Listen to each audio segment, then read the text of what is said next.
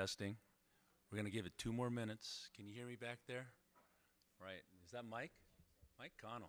Jeez. All the bigwigs are here. Thanks for being here, Mike.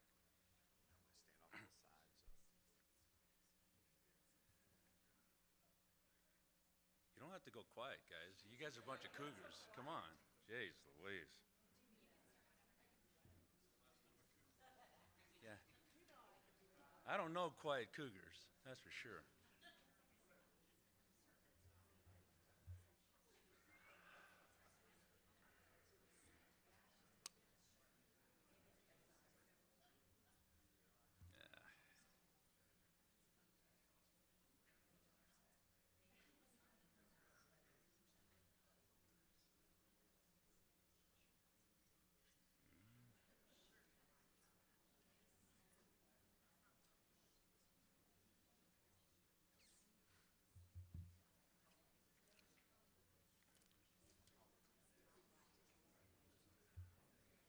All right, we can get started here.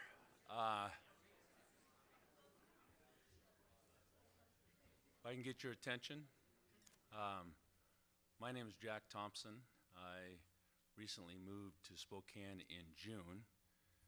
I blame my wife for not having moved here 20 years ago. But what happens is, this is what happens when you have your grandsons living in Spokane, 2 in Spokane and 2 down in Pullman. Magnets, you know. So, very happy that you finally made the move. I'm very honored to be your MC today and get to introduce this gentleman here. But before I do, got a few housekeeping items. There is Phil Weiler, and at the end of Kirk's presentation, we're going to have a Q&A. And again, I don't accept quiet kooks, so start thinking now the questions you want to ask the man, because this is the time to do it. And we're live streaming, so what is key is that, where will be the microphones? There'll be microphones on each side. There you go. So when you do have a question, please raise your hand. We'll get a microphone over to you, because people, like I said, we're live streaming this. And I know that a great Coug is watching this, and that's Glenn Osterhout. And I wouldn't be here without Glenn Osterhout. Glenn and I are co-founders of CougsFirst, along with 4 other wonderful Cougs. Mike Bernard helped me here, Kyle Bosler, Paul Dent, and Robbie Tobick. About 12 years ago, 14 years ago, we got together and we had this idea about creating a business network group. And we had the audacity to think that we can do, if there's ever a time where a business network can happen, can work, it's with the Cougs. I mean, think about it. Cougs, 26,000 license plates. I mean, everywhere you go, you wear a Cougar logoed shirt, go Cougs. It doesn't matter where you are in the country. There's a special vibe that we have. And this is something I want to, before I turn it over to Kirk, I want to tap this here in Spokane. Now that I'm here in Spokane, I left the purple puke side, and I moved over to the right side. And frankly, it's time that us fellow Cougs need to step up and step out and be proud of who we are and what we bring to the table. Right, Mark? I mean, seriously. I mean, we're embarking on some very existential stuff, and that we need all Cougs to step up. And if there's a school that can do this, a university that can do this, it's Washington State University. It's you guys. It's us. But we have to. We can't go shy. I didn't come over here to go quietly, aside. I came over here. I've been wanting to come over here for many, many years, because I'm amongst family, right? So we have to, and then what we do here will resonate on the west side. But I always believed, if we got to get the spark going in Spokane, Spokane should be the gateway to Pullman, gateway to adult Disneyland, right? We all know this. Everyone wants to go to Washington State, the alums, right, Mariah? Yeah. Seriously. Yeah. And Mariah Mackey here is our executive director of the Alumni Association. We have 40,000 plus members. It should be 100,000.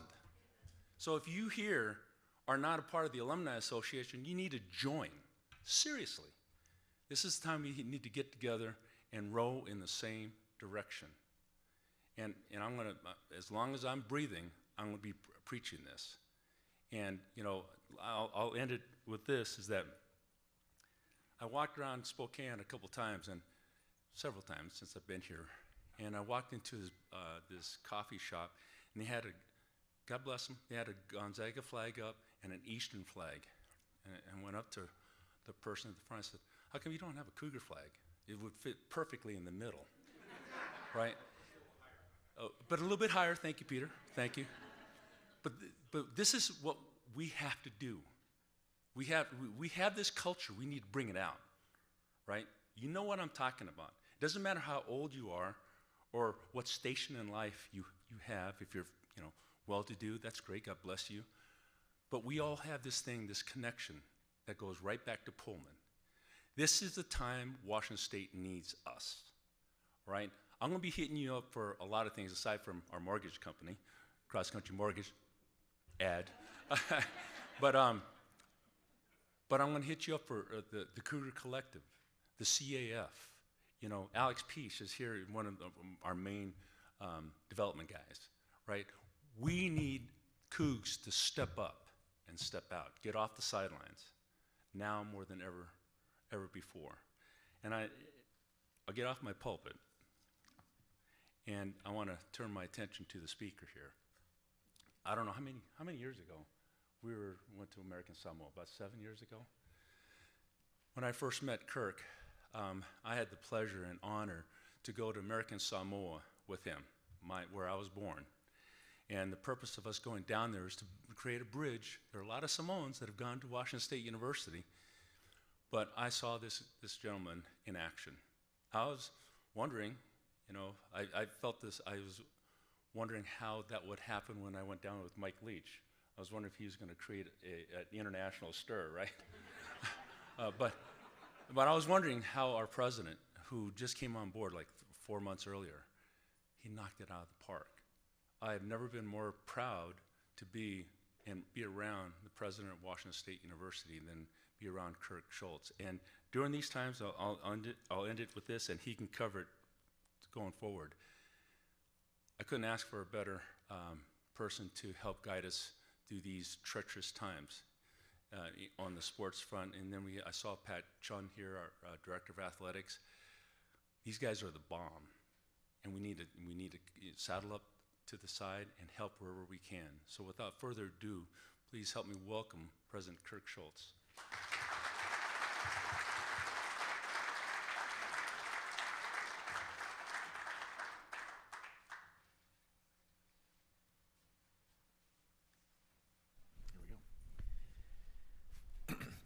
Well, good afternoon. I got the microphone on, so got the first step done. So thank you all for being here, and it is fantastic to see the CougsFirst in Spokane continue to thrive and grow. And I love the fact that we're over here. I remember when we did, I think our first one was over downtown in the Davenport, and we crowded everybody into that room. And you thought, hey, this thing can get bigger and better. And so I just appreciate Jack and Tony and our CougsFirst team for sitting down early on at the university and saying, hey, we're going to do this type of thing. We would like not just your help and waving the flag every now and then, but a commitment, a financial commitment in terms of helping support CougsFirst as we move from Seattle to Spokane. And it's been a fantastic relationship together. And we look forward to seeing this bigger and better. Certainly a challenging time at Washington State University. This is my 8th year serving as president, and it's gone by really quickly. It's interesting to say it that way and think back to some of my first year where we had some challenges, and then I think, the second year we won't have these challenges, and then the 3rd and 4th and 8th and 10th, and you're like, well. So I do think, though, that whole part of Go Cougs, that everybody in this room has that particular story, just says so much about our institution, our university moving forward. This is my 4th land-grant university, besides my alma mater plus 3 others I worked at. And everybody prides themselves on this sense of family and community and things like this. But if you see those other graduates, those other schools go through, they don't say anything to each other in the airport if somebody sees the logo or on the sidewalk or things like that. That's special and unique about Washington State University, and we've got to capitalize on that even more. I was downtown Seattle this last week, and we were doing some donor visits. That's what presidents do. And we were walking on a sidewalk, and I was with Victoria Miles, who works with us at the foundation. These two folks, about 30 years old, were walking past, and they went, "Go Cougs." And Victoria goes, "How did they know?" And the guy heard us, and he goes, "Because that's the president, and it's great to see you here." So that is the kind of thing that happens to all of us. And Victoria was really, kind of surprised. I was a little hurt. I was like, I'm a BFD, come on. So my Noel's not here today. She's flying off to Australia with a little bit of a delegation with the governor, Sandra Haynes, our chancellor of the Tri-Cities campuses there, Chris Mulick, our interim vice president of government relations, on a trade mission back and forth. And so we'd had a long weekend in the Tri-Cities, and Noel's going to be leading the center there. And we were tired, and so we went to this restaurant, this little sandwich type place. And we sat down. I got my sandwich like right here. And this family came in, and they had just come from church and a bunch of little kids. And the guy goes, "You're the WSU president." And so we had a long discussion about the future of the Pac-2. So, and interestingly, he wasn't an alum. But he just said, "Hey, I've sort of seen you before. Do you mind if we have a conversation?" And we talked for 20 minutes. That's the best part of my job. I get to meet people like that spontaneously through the state, in the Atlanta airport, in different businesses. And you all that have grown up with this are used to it. For those of us who are relatively new, it is fantastic, and we've got to continue to build on that. So let me just talk through a couple things on this, and then I want to take an opportunity to have some questions and things that you want to talk about. I won't talk about athletics today because I know nobody's interested. No, I know they are.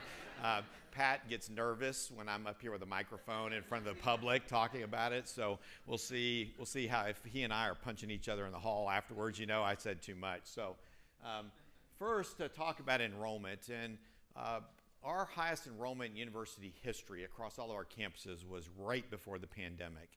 And the pandemic really hurt our enrollment at WSU. Now, a couple reasons for this. First, just around the United States, pre-pandemic to immediate post-pandemic, 1.6 million less people enrolled in higher education in the United States. So if you see in Pullman and some other places, you go, well, that's just the Pacific Northwest, or that's my institution. It turns out it was across the nation. And a lot of presidents I talked to, even schools that had really deep lists, would say, we used to have 20,000. Now we had a lot less than that on those particular institutions. And so we've had to take our time and recover from that. And what we want to do, though, is you can't compromise your integrity as you want to build enrollment back. We want to make sure that we are presenting an opportunity for Washington students, in particular, to have a great experience at any of our campuses. We want to make sure that we are attractive and supportive to first-generation students, students of color from all over the state, small towns, urban areas, all of that. What we don't want to do is become the University of California at Pullman. And if we look at some of the other institutions in our region, they have basically built their enrollment by going completely out of state. I want to be able to stand in front of our legislature or talk to legislators and say, guess what? We're in the mid-80s on the percent of Washington students at Washington State University. And I tell you what, that's part of the reason for our success is our legislature and elected officials know that we are Washington's land-grant university and we're here for the citizens of the state. Now, do we want some out-of-state students? Absolutely. We've got Cougs that come to us from California and Arizona, Colorado, other places. It's just at the end of the day, that's got to be part of our DNA. So this fall, we saw about a 6.7% increase in first-year and transfer students across the system. So it's the largest incoming class that we've had since pre-pandemic, and it's almost back to the level on a lot of our campuses, particularly Pullman, of where we were in a normal year pre-pandemic. Now, our overall enrollment is down just a little bit because we've graduated and are graduating these monster classes, which is great. That's what we're in the business to do, bring in students and graduate them. So we think next year our overall enrollment will be up, and we're going to continue to see that nice growth. We had 2 campuses this year. Tri-Cities, 28-point-something% up in their first-year students. So what's happening is we're coming out of the pandemic enrollment. We're on our way back up, and we've done it in the way that's really important to us being Cougs and meeting the needs for the state. I will say, if you've never met Saichi Oba, who is our enrollment guru for the system in the Pullman campus, he and his team across all the campuses have done a fantastic job of being creative, innovative, being out there, not doing the same things we did pre-pandemic. We continue to shift and evolve and making sure that we're doing new things, and we've got some new stuff we're going to be rolling out this year. So it's not static in the enrollment space. We can't afford to be. We got to keep making sure that we're out and meeting students and families where they are. One of the things that was a big concern over this last year was where we were with U.S. News and World Report. And we had dropped quite a bit over the last 3 or 4 years. Interestingly, if you look at the data we submit about the institution, it had not changed significantly over probably 8 or 9 years. But what happened is they added a bunch of different schools, they changed the criteria, and this was a frequent topic of alumni and faculty saying, boy, this is really bad. We're free-falling in the rankings. You know, what's happening at Washington State University? So we put together a group to go and actually look at the data and figure out, are we reporting things well? Are we making sure we're putting our best foot forward in our rankings and doing some analysis work? So this year, turns out we went up by 30 points in that particular poll, back into the top 100 public universities. It's a nice move for us, but I just want to remind folks, rankings are highly subjective. I mean, they may put them in a spreadsheet, but at the end of the day, you've got somebody going, what's your opinion of a place?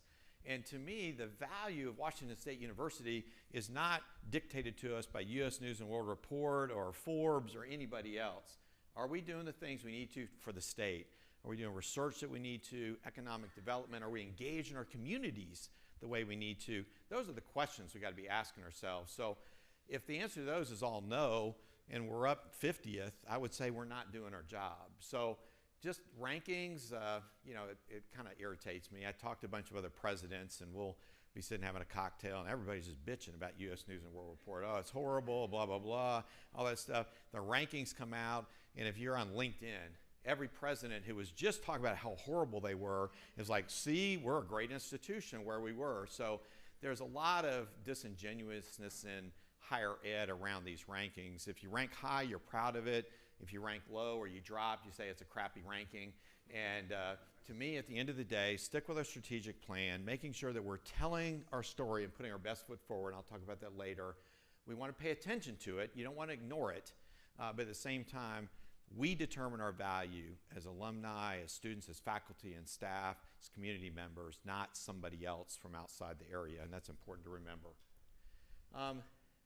We want to continue to expand our reach. And man, this thing looks awesome, doesn't it?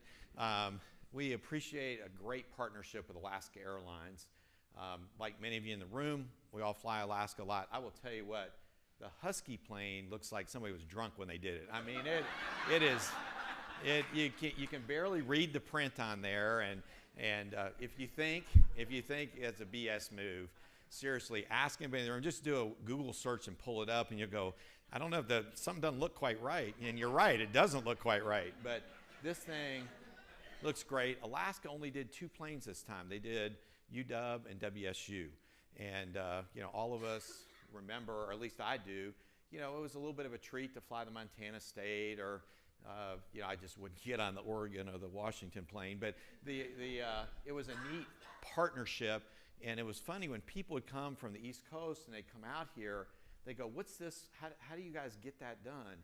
And it was just a great conversation starter. So Alex Peach leads our team that really works with our partnerships with Alaska, and we want to continue to do even more things with them in the future. When we talk about expanding our reach, though, it's not just the state, it's also internationally. And my goals and objectives this year, that as I discuss those with the Board of Regents, one of the things that we want to continue to do is look around the globe at where we can have nice partnerships for WSU. Now you can look and say, well, we should have a nice partnership in Paris because I like visiting Paris, but there may be not a strategy associated with that, and there may be another 150 other universities that have that. Well, it turns out we've got a long-standing relationship in Kenya with the University of Nairobi. And it turns out that many of you remember in our last fundraising campaign, before I was president, when President Floyd was here, the establishment of the Allen School for Global Animal Health is what it was called. Some of our most outstanding faculty at WSU with truly international reputations work in that area. So one of the things they did is establish some research programs in Nairobi, Kenya. I mentioned this last year, and then I had the chance to visit them, I think in January or so of this last year. And you go into a room, there's 20 PhD candidates, and you listen to what they're doing, you go, this is fantastic, where they're all co-advised by Washington State University faculty. The conference room fills up, 18 people. You go, well, this is kind of cool. What do they do? Procurement and this and that, all on our payroll. And then you say, well, how many people do we actually employ here?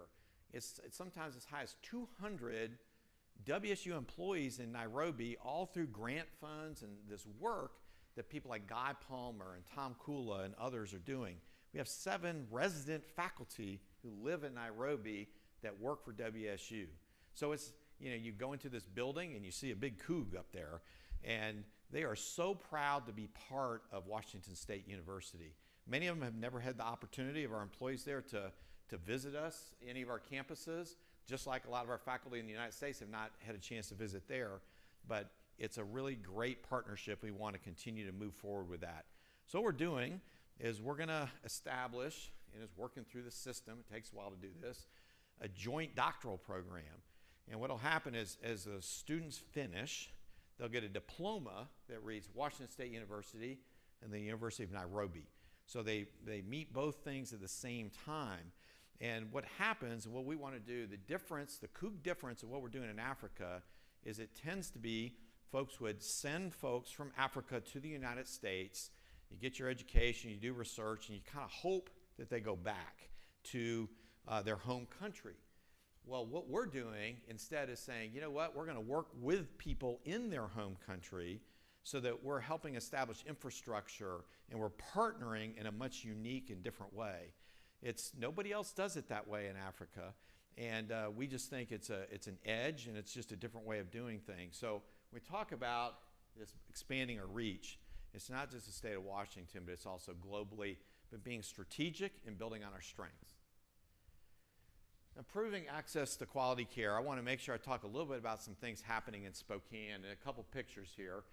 The first over there was last year, we launched the first pediatrics residency program in Eastern Washington. It was interesting. There were some folks at that ceremony that had practiced in the medical area, the pediatrics area, for 30, 40 years, said they never thought they would see it in Spokane. People talked a lot about the need for this for a long, long time, and I appreciate the work of Daryl, who's up there, our Executive Vice President for Health Sciences, Jim Record, who's our Dean of the Elson S. Floyd College of Medicine, and other members of the team that all work together with the local community, the Community Cancer Fund, other donors to make this a reality. And to me, this is, when Jack was up talking about WSU, part of the things is it's not just us being, hey, Cougs, and high-fiving in the airport. It's us figuring out different ways to do things to be successful. We didn't go try and steal residency slots from anybody else. We said, how do we build this from the ground up in a way that other people go, well, wow, we never thought about doing it that way. And it was with philanthropy and community support was really the way that this happened. And if you look at the medical school, you just look at these different major things. It's been this combination of Cougs and community support and philanthropy all coming together to do something people didn't think was possible. The second thing is we share some space on the River Point campus with Eastern Washington University, and we had a building there, a very large building, that they decided they did not want to use anymore. So we were able to go to the legislature, get some money for renovation, couple it with $1.5 million, and then again, philanthropy. And now we have a medicine building over 100,000 square feet that is just for the College of Medicine, to put them all of our students, faculty, and staff in one single place. I invite you, if you're ever on campus and just want to walk through and see it, it looks great. And it feels modern, and you can hear people in the building. It's got some energy associated with it. And I think before we had our College of Medicine in 7 different buildings. You know, we had broom closets. I mean, we just shoehorned people in there. But this really represents, again, another step forward in this area that came off of the establishment of the medical school, and now we continue to build out. So just, I appreciate so much Daryl's continued leadership of the Spokane campus as a chancellor and EVP for health sciences, and it's great to see us continue to add new degree programs, and we're looking to establish basically a simulation hospital right here in Spokane, working with the healthcare providers, working with pharmacy, nursing, and medicine, again, in team healthcare in a different way than everybody else is doing it. So you're going to continue to see great things right here. The Washington legislature has been very good to Washington State University during my tenure. People tend to think you sort of ride in on a white horse in Olympia, you know, and you make a big speech and people go, you know, Kirk, damn, you're good. Let's hear some money. It doesn't work that way. It's relationship building. It's 12 months a year. We're fortunate to have a really outstanding government relations team led by Chris Mulick. Our former Vice President, Colleen Kerr, is now working at Microsoft. And this team of about 8 individuals that does community relations, they do state, they do federal, carries the Coug message far and wide. And so one of the things that we've been able to do, as I mentioned, some of the things in buildings. We got money for salaries. We got money for new degree programs. We got money for renovations, including, you know, if you say sometimes to our buildings folks, what do you really need money for? They'll go, I don't need it for a new building. I need something I can buy air conditioners with, or we can redo plumbing or roofs, things that tend to be not very sexy, but are needed to make sure we have a robust and great infrastructure. So we were able to successfully receive almost all those things. So the best legislative visits I get to do is generally during the summer and fall. We'll sit on somebody's porch, or we'll meet with them in a coffee shop, and I've been in coffee shops all over the state of Washington, for an hour. And during the legislative session, you'll get 5 minutes, maybe 10, if they're really interested in something. The purpose of the time in Olympia is just to remind them of that conversation that you had, not to establish something new. And I think this relationship building style that was here before I got here, but we've really doubled down on that with our chancellors, our deans, our regents, and others, has made a really positive difference, and we're going to continue to do so moving forward. Well, you know, presidents like winning football teams and buildings, and we've got a bunch of buildings going on, and here's 3 that are in Pullman that are in various stages of approval and building. Up there in the corner of the Taylor Sports Complex. I mean, I arrived here and people talk about how old the bubble was and when are you going to get rid of it and when are we going to get the indoor practice facility. That was at least, when I talked to our friends at CougsFirst, that was the first question for like 6 years. And I was so tired of answering it, I said, well, let's build one. No. Pat, when he arrived, along with some of the team members he brought in, members of the community that stepped up, made a difference here. The bubble's down. We're starting construction in the fall. We'll see a nice modern indoor practice facility that benefits multiple sports at WSU, not just football, but soccer, track and field, baseball, you go through it. And interesting, Leslie Brunelli, our brand new EVP for Finance Administration, mentioned, you know, you're going to be able to see this thing from space. People don't realize how big a structure this is going to be because they're kind of used to the bubble. But that's underway. Schweitzer Engineering Hall. Our Dean of Engineering started off about 2 years ago with a goal to raise $40 million for a new engineering building in 12 months. That got extended to 18 months and they did it. And the state also came in with another 40. So we're going to have an $80 million state-of-the-art engineering building, our first new engineering building, really focused around undergraduate education and retention in like 40 years. So this is a really significant step forward. Again, philanthropy and working with the state. Then we also received some federal dollars several years ago to build a brand new plant sciences research building. And if you've been around campus, you can see there's kind of a big hole where there used to be a nice building. There's going to be about $125 million in federal dollars. And it just, everything federally, I know you're shocked, takes a long time. And so we're going to start seeing construction on that in the next 12 to 18 months. And that'll be a couple years coming forward. But you're going to see a whole bunch of cranes in Pullman. And I think that shows progress. What happens, you get a sense of, yeah, inconvenience on one hand, but a sense of, boy, there's momentum and things happening on the other hand. And just given where we were with COVID, I think it feels good coming out of that to start seeing construction again. If you're on the Vancouver campus, we will open up a brand new life sciences building in January. And we've been working on that for a while. Mel Netzhammer and his team have also been working on raising money for that.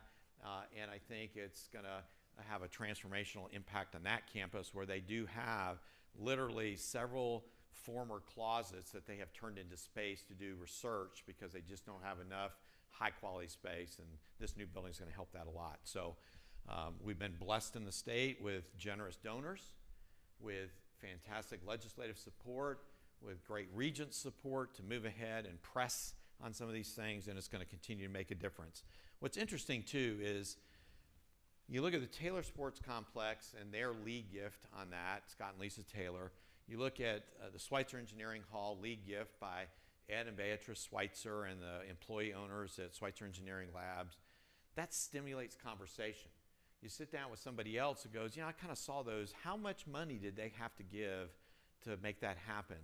And it may be somebody that you've known for a long time that you never would think they have that capacity.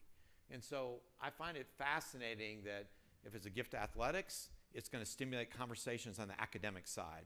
If somebody does something to academics and names a building, makes a major gift, it stimulates conversations around athletics and other types of facilities. So these are very complementary, and you can say, well, Kirk, it's great to build this up, but what are we doing for engineering or agriculture or veterinary medicine or the humanities?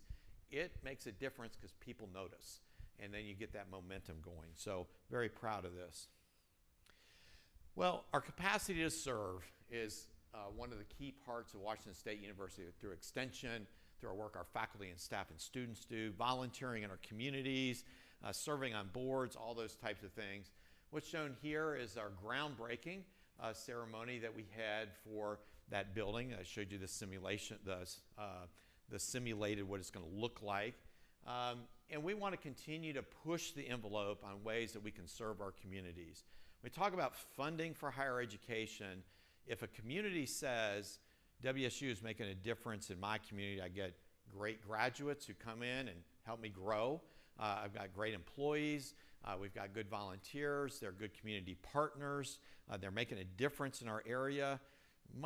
The people find ways to resource, and this is going to be important for us to continue to do this. We have a legacy of doing this for decades, and it's important. This is one of those things you come in as president. Don't screw it up. You know, we do a really good job of this. You don't have to mess this up, and that's really important. We're going to keep that up. Now, one of the other frequent opportunities that has come up during my entire tenure as president, and everybody in the room will have their own story about this, is we say, you know what, we are awesome. We do great things. We cutting edge research. Our students are fabulous. But we don't tell that story well enough. We don't tell it often enough. And I think Regent Dickinson is here, and the Board of Regents has made it clear that this is something that needs attention from not just me, but my whole leadership team, our chancellors and others. And so we're in the middle of designing really the first marketing plan for WSU using an external firm since, well, for the last 20 years. It's been that long. Coming out of the Great Recession, we cut a lot of our marketing budget and never restored it. And so it's not just are you doing videos and pushing out on social media, but what's your plan? Do you actually have a strategy and a plan as opposed to feel-good things? And so Phil and his team, Phil Weiler, have launched, and we have more stuff coming out and I think you've probably started to see it. And so what I want to do now is show you one of the videos that we've used, and all these things are out on YouTube, that I think talks about the Go Cougs means. It's part of that campaign. So, getting an education at Washington State University is special, but it's just the start. You're also a part of a network of Cougs, some 240,000 strong. We are in every state in the nation and across the globe. Cougs who are willing to help you find an internship, find a job, meet new people, and advance your career. The Coug Network is powered by loyalty and WSU pride. You'll hear Go Cougs. Go Cougs! Go Cougs! Go Cougs! From strangers that might become friends. You're part of something that will last a lifetime. Friendship. Purpose. Always.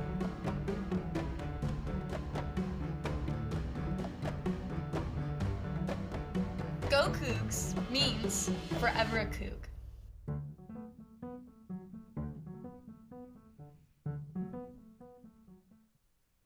So as we do things like this, it's important that we don't do one and then wait 6 months and do another, and then wait 6 months. You got to have a constant theme and barrage, if you will, and you're going to continue to see over the next couple years us ramp our messaging about Washington State University up around all these different kind of channels. And so I'm proud of the fact that we're doing this.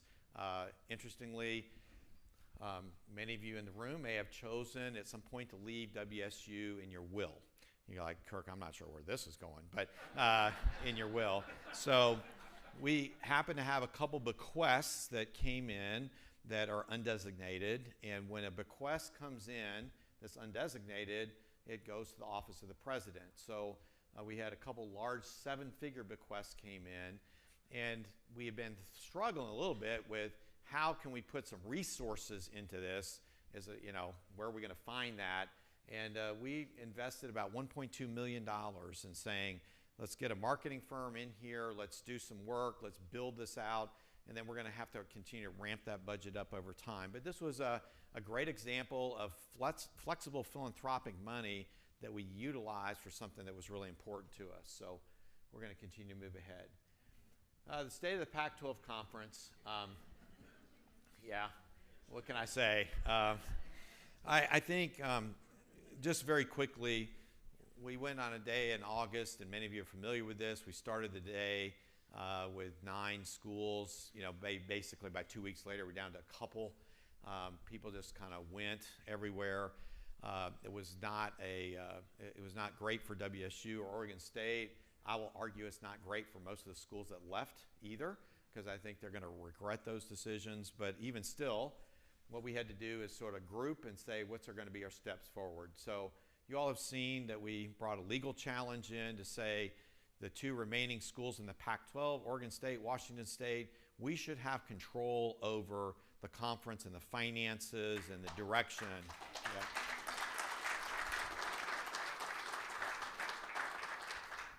It's kind of funny, as a president at a university, you're sued all the time, right? I've never been on the opposite side. So I'm literally talking to our attorney, goes, what happens next? So the other thing that we thought as we put together this is our own legal team at the university said, look, we can do this work, but what we don't want to do is everybody to go, we lose, and everybody goes, man, you went cheap.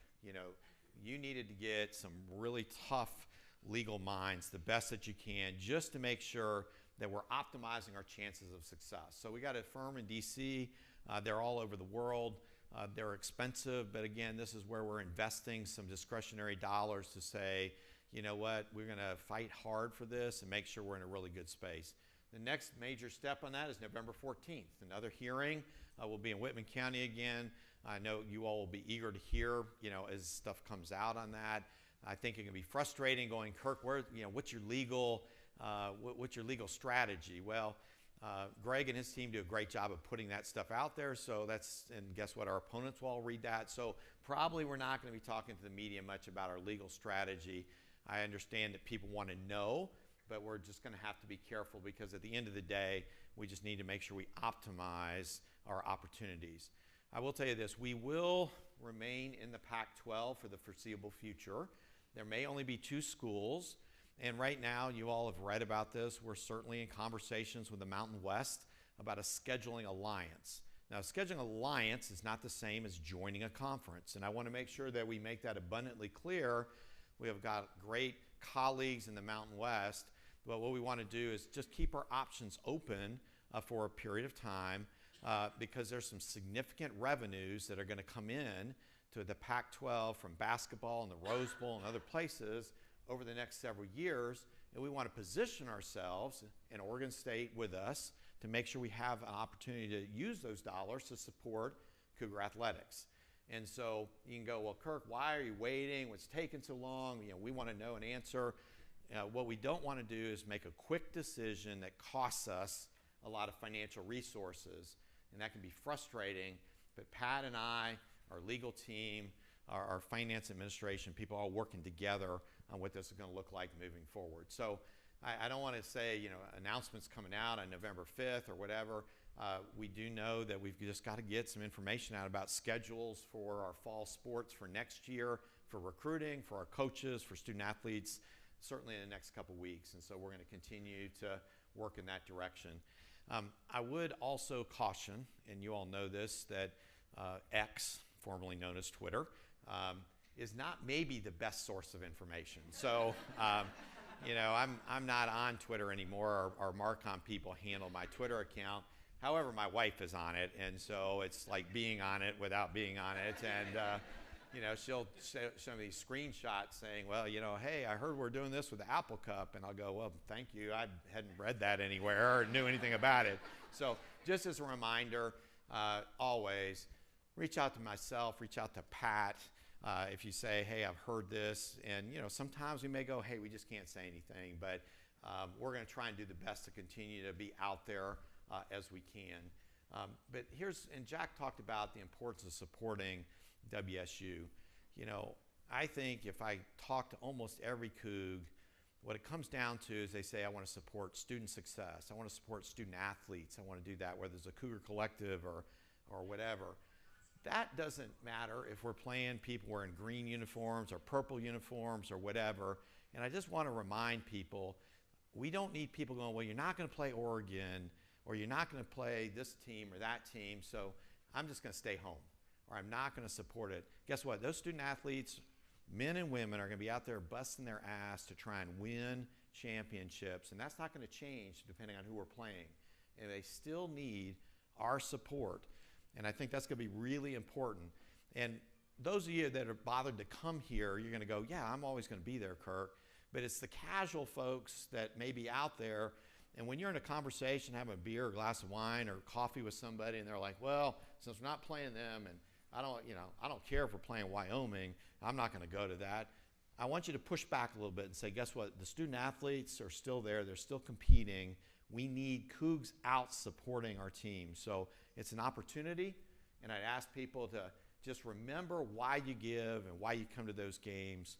That's, I think, the important thing, and so we're going to keep at it. And I appreciate Pat's continued optimism, his continued leadership of our athletics program. And look, folks, there is no manual that you go get to look at that says here's what to do. We're working our way through, talking to colleagues around the country, but let's continue to support our student athletes. That's what's important. So you all have seen this, and we brought in some external firms to assist us with messaging, this whole idea about why we were left out. We're in a small media market, we're this, we're that. You all have seen a lot of this content that we've helped push out. We were in the Washington Post, and places that normally it's not ESPN or Fox Sports. We've been in really lots of other places. National visibility has always been part of WSU during my tenure here, before me as well. But boy, the data supports that. Now, that can be very frustrating for Cougs to go, well, if everybody watches us, how come we're in the situation we are? I just want to continue to reiterate, we got to prepare ourselves for the future. We can be pissed off and disappointed and all that, and I've been through that phase. And what happens is you wake up the next morning and say, guess what, this isn't getting us anywhere. We got to look at that next chapter. And we have a colleague who's on our athletics advisory committee that one of our first meetings said, Kirk, and everybody else, I think Jack's on there and others will remember this, he said, it's time to turn the page. It's time for us to look forward, not look back. And I think that's what we're going to have to do. There will be more shuffling around in the future, maybe not for 3 or 4 more years. What we need to do is position ourselves, not to say we're going to jump somewhere else, but I want us to have a choice. And that's going to be important. I want people going, man, they fill up that stadium. Did you see they had 10,000 people come out for a women's basketball game in Pullman? I mean, I want that kind of stuff to be out there and not, boy, they didn't get what they wanted to and look, everybody evaporated. That cannot be what we say moving forward. So with that, thank you all for your attention. We've got some challenges ahead of us, but we're a great, resilient institution, and we're going to do just fine moving forward. Go Cougs. Thank you.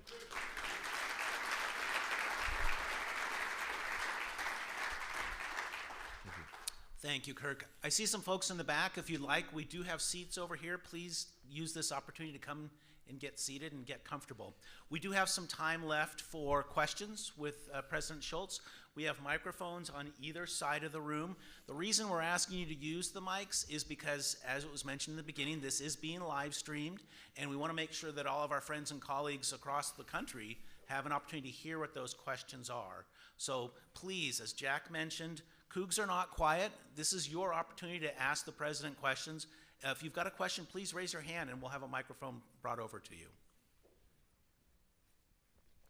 Right here. I'm a good Coug. My name's Mark. I went to school at WSU in the 1970s. Actually, we celebrated your birthday in Seattle. Yes, and gave you a Coug plate that said Eagle Scout because you're an Eagle Scout. Yep. It's still in my office, right up there. Oh, so good, thank you. good. That's very cool. The policy implications of this Pac-10, Pac-12 thing are just profoundly embarrassing to the state. And it's not, I don't think it relates to us. I think it relates to the fact that the University of Washington was able to, in middle of the night, make a decision and move to the Big Ten or whichever one it is. I guess the question really is this, that what are we going to do with the legislature to ensure that this doesn't happen again? I think it's, I was the student body president at WSU in 1977. I spent a lot of time with the Board of Regents.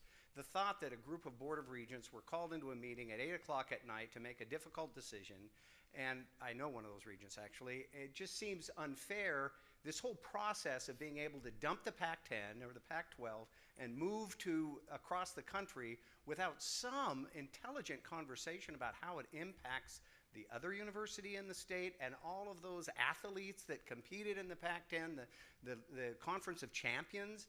I'd love to hear your take on Oregon. Apparently is already going, the state legislature in Oregon is having some conversations about legislative solutions so that this doesn't happen again. Yeah, thank you. Great question. If I could play it back, what I would have liked to have happened was Washington and Oregon come in that Friday morning and said, last night we got an offer from the Big Ten. On Monday, we feel we got to make a decision. And given the other schools an opportunity to see what we could have perhaps done over a weekend or just a couple days, as opposed to, we got an offer last night, we took it, and never had any discussion with anybody else. I mean, I just think this was the case. Now, maybe you get to Monday morning and you say, we worked our butt off and couldn't close the gap or find something that would be right. But at least at that point you go, we were given a chance, an opportunity to, put something differently together. I believe Apple would have come back with additional incentives to make their deal go if that had been the case. So aside from that, in Oregon, I talk to the Oregon State president every week, and we talk a lot about legislative strategy. There, the Speaker of the House is Abiy, and is just and has future political aspirations outside the House. Let's just put it that way, and is really angry and irritated, like a lot of our Coug legislators and others are as well. Interestingly, the trade-off they're worried about is money doesn't come free. So maybe the legislature does give them some money and then says, guess what? Now we're going to help you administer athletics at Oregon State. And you would go, I want the money, but I'm not sure I need the legislative oversight of our particular operation. And so I can tell you from my conversations, they want to be really careful. And I know it's been in the media that they've asked for all this money and it's going to come through. We just want to make sure that as we talk to our legislators that are interested in this, and there are some, that we put together something, if we're going to ask them, that is reasonable and doable. And say I'll just make a number up. Say they said, okay, Kirk, we'll give you a couple $1 million, but your $70 million arts and sciences building's off the table. Then you would say, well, wait, I'm not sure that's the compromise I want. Then I show back up on campus and say, hey, I got a little bit more money here, but guess what? That project we worked for 10 years to get to fruition now went off the table. So there's no such thing as a free lunch, and I think in Oregon they're going to find that out as well. But we're going to watch, and if they are able to get something successfully across the finish line to help Oregon State athletics, you can damn be sure that we're going to try and get the same thing done in the state of Washington. So I just want us to be cautionary, and they are very concerned about the governance part of taking dollars, and it better be enough that the governance isn't an issue. So that's maybe more than you wanted, but we are talking with folks. I think Regent Dickinson is in the audience here, and she has been a big leader for WSU, the previous chair. She's very well connected with the Spokane area delegation, and we've had a lot of conversations with folks in this area and across the state about it. So stay tuned. I just don't want to promise anything, and you go, well, Kirk, you said. We're going to keep the conversations going, and we want to make sure that we put forward what's best for WSU in the long run. So we have a question here and then one in the back afterwards. Okay, Kirk, I'm Steve Witter, Greg's brother. So I'm pleased to tell you the Coug fan has a question that's not about the Taylor Indoor Complex. No, I like those questions now, we're building it, so. Yeah.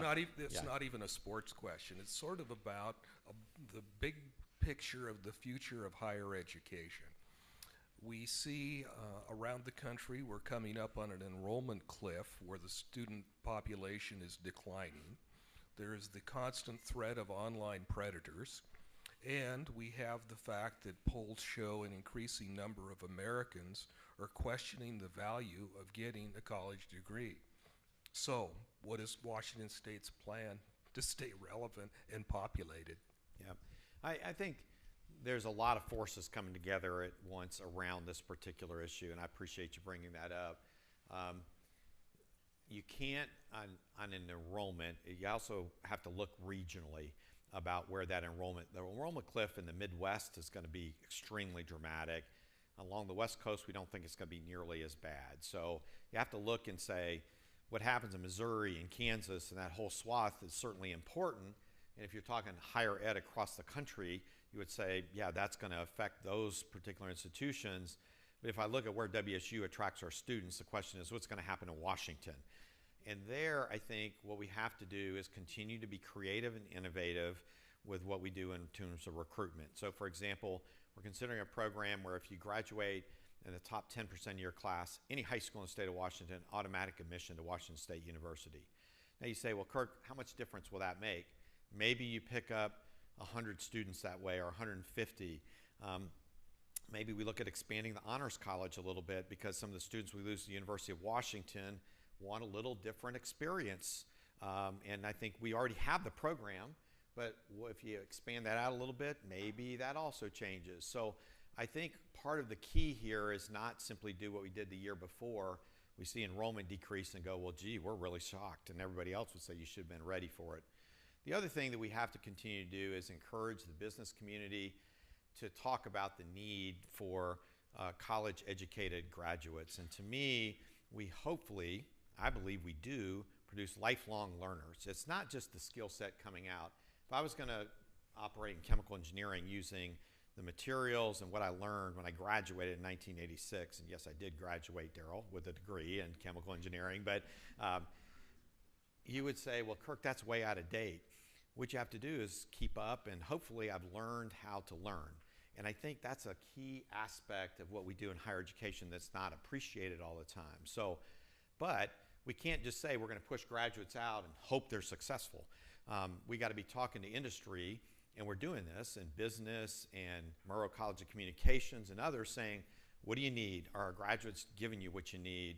Are we going to make curricular changes? So I just think it's a multitude of things, but I remain optimistic about higher education. I've watched us go through these, you don't need a college degree, and then everybody's got to have a college degree. It's something in the middle, and we're just going to continue to do it. The problem is, if you hear a university president say that, you go, of course you're going to say that, right? Look at your business. It's going to be the business community writ large in the state of Washington on the West Coast. This can be mostly relevant to WSU. That's going to have to say, no, this is going to continue to be important for us to be successful economically. And then the final thing is, we've got to make it so, I've worked in this for 40 years, and there are some 18 and 19-year-olds that shouldn't go to college. They should go work for a while. And, I wanted my kids to have a minimum wage job that was manual labor. And they were both great students. But guess what? After working at a fast food restaurant for a year, you go, not sure I want to do this for 30 or 40 years. And you need some folks need to mature and be ready for an education. My sister was that way. She got her accounting degree at 30. She had to go out and work and decide, wasn't ready right away. We've got to be accepting of that, and not just accepting of it, saying, when you're 30 years old and you're ready and you got community college credits from 3 different institutions, come to WSU. We're going to make it super easy for you. We're going to use that for credit towards a degree. And I think we just got to look upon lifelong kind of engagement with people, as opposed to, if you're 19 and you decide to go somewhere else, we don't have anything for you. So we gotta be creative, and let's see where it takes us.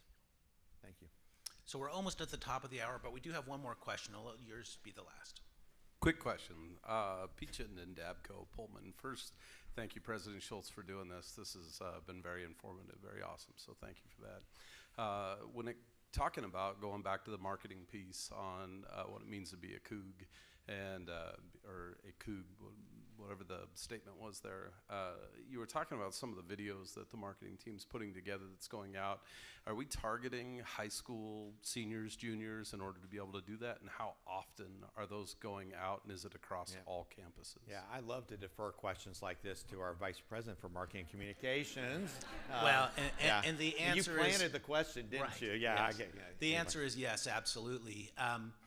If I don't see those questions or those videos, it's probably good, because I don't have any kids who are in college age. But if you all do, hopefully your students are seeing those. So we're looking at a variety of tools that we can do to make sure we're communicating directly with students. So things like geofencing, where we are actually drawing a circle around high schools, and particularly schools that we think are good targets for prospective students, and making sure that content gets delivered. That's just one of a variety of different tactics that we're looking at. But to what President Schulz was saying, one of the things that we are doing is trying to be more innovative in the way that we're reaching prospective students, because that's a key audience. Another key audience is all of you as alums and donors and supporters, as well as the higher ed audience as well. So we're trying to be very, very targeted, taking advantage of some digital strategies that will really help ensure that we're getting messages really surgically to those individuals that we need to have consume those. So yeah, we're being more data focused, and I know we got to go, but one of the interesting things, if I go back to U.S. News and World Report, is there's a reputational survey that presidents get. What do you think of these 200 institutions, 1 through 5? I mean, it's really scientific. And but we were able to go and get data that showed by region how Washington State was ranked. In the West, we do just fine. Back in the Northeast and the East Coast, not so well. And so what we need to do is target some of our messaging to presidents and provosts and people like that to those particular schools and areas out there, because I don't think it's that they think we're not good. They just go, I don't know anything about the place. And so we're trying to use data to be more strategic, as opposed to doing everything blanket and then wondering why some of this stuff isn't working. I'm stunned at how much digital information we have to help direct our marketing efforts compared to just a few years ago. So anyway, folks, thank you for your attention. Let's go have a great show. Yep.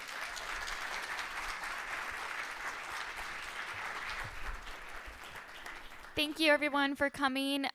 As President Schulz said, we're kicking off the show floor back by where you checked in this morning, outside of ballroom 100A through C.